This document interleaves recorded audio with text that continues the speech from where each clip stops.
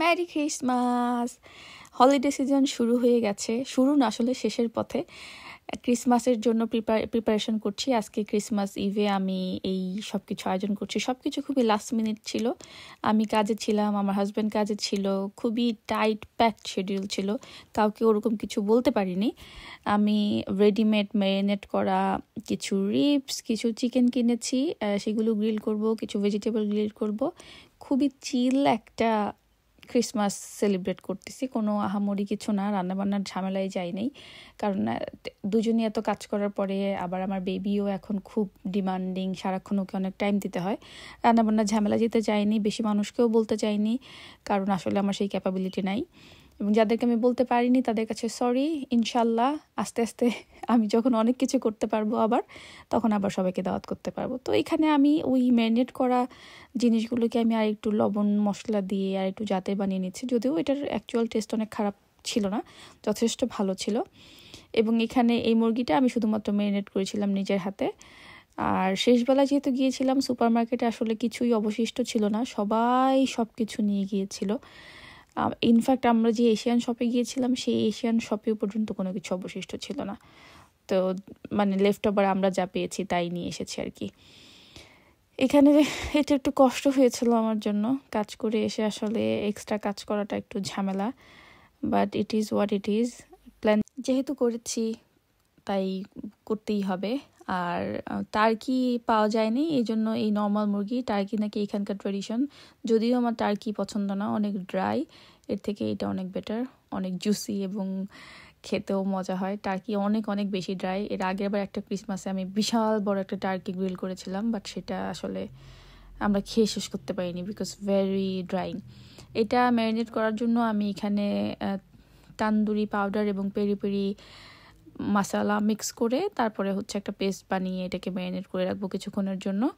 আমাদের বাসায় সবার আসার কথা ছিল, সবার না আসলে সবাইকে তো বলিনি, আমার 2টা ফ্রেন্ডের আসার কথা ছিল সন্ধ্যায়। তো সবাই যেহেতু কাজে, সেই প্ল্যান দেরি হয়ে চলে গিয়েছে রাত 9টা-10টায়। বাট ইটস ওকে, যেহেতু রাতের বেলা থাকার প্ল্যান, দেরি করে আসলে অসুবিধা নেই। আমি আর কি সব কিছু প্রিপেয়ার করে রাখছি যাতে কোনো ঝামেলা না হয় পরে, আমরা যাতে খুব রিল্যাক্সিং একটা টাইম স্পেন্ড করতে পারি। আর এর মাঝখানে তো আমার বাবা আছেই, সে এর মাঝখানে 2বার উঠেছে, আমি তাকে যেয়ে ধরেছি। এই তো এইখানে আমি এই মুরগিটাকে ম্যারিনেট করে রেখে দিব। আমাকে যদিও গ্লাসে দেখা যাচ্ছে এবং আমি চেক করে দেখছিলাম অ্যাকচুয়ালি রেকর্ডিং হচ্ছে কিনা, বিকজ আমার সাথে এরকম অনেকবার হয়েছে যে আমি সুন্দর অ্যাস্থেটিক ভিডিও বানিয়েছি এবং তারপর দেখি যে আমি রেকর্ডই করি নাই। তো সেই ট্রমা থেকে আমি বারবার চেক করছিলাম যে আমার রেকর্ড হচ্ছে কিনা সেটা দেখার জন্য। এখানে আমার গ্রিলিংয়ের সব কিছু রেডি। এটা আমি কিছুক্ষণ রেখে দিব, ওয়েট করব সবাই আসার আগে, তখন আমি গ্রিল স্টার্ট করব। এবং ইশরাত হচ্ছে গ্রিলিং এক্সপার্ট, ও আমাকে হেল্প করবে, আমি প্রিটি শিওর। সো আমি তার জন্য ওয়েট করব। এখানে আমি ওভেনে সব ঢুকিয়ে একদম রেডি করে রাখছি, যাতে ওরা আসলেই আমি সঙ্গে সঙ্গে এটা গ্রিল করা শুরু করে দিতে পারি।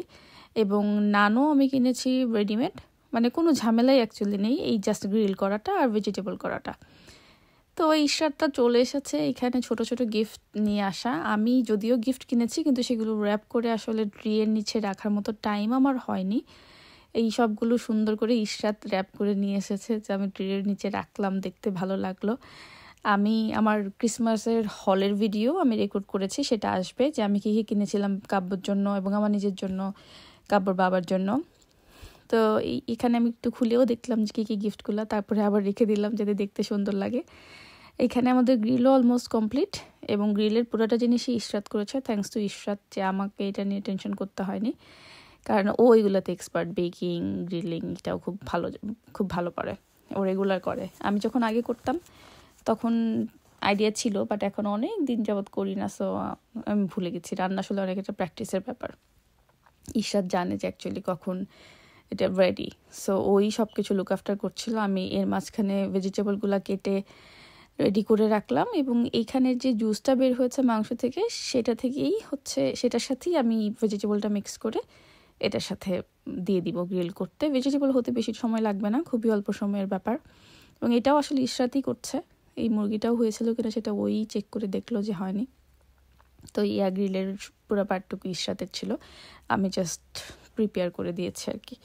ভেজিটেবলের কালারগুলো দেখতে অনেক সুন্দর লাগছিল, গ্রিন আর রেড। যদিও আমি চেয়েছিলাম একটু ম্যাশ পটেটো বানাতে, কিন্তু সময় কোলায়নি বা ধৈর্যও কোলায়নি। অনেক টায়ার্ড ছিলাম, অনেক মানে ব্যস্ত একটা দিন গেছে, অনেক ব্যস্ত ছিলাম কাজে, সো ম্যাশ পটেটো বানানোর স্কোপ হয়নি। এই তো ছিল আমাদের ক্রিসমাস ইভের খাওয়া দাওয়া।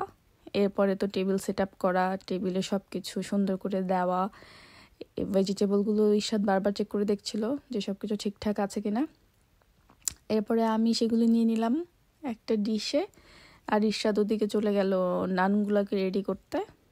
এবং নানও কিভাবে কি করতে হবে প্যাকেটে দেওয়া। বিদেশের সব কিছু এটাই সুবিধা যে চাইলে অনেক সময়, অল্প সময় দিয়েও অনেক কিছু করা যায়।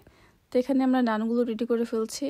আমার হাজব্যান্ড কাজে ছিল, ও এসেছে রাত 10:30 পৌনে 11টার দিকে।